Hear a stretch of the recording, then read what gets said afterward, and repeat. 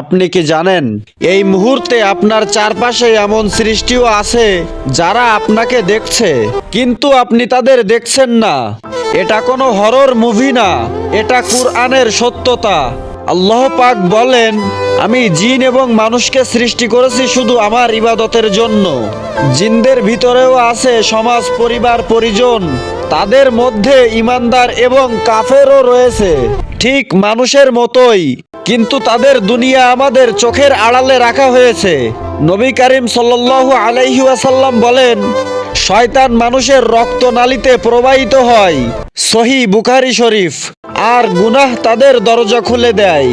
যারা আল্লাহকে ভুলে যায় তারাই জিন এবং শয়তানের সহজ শিকার।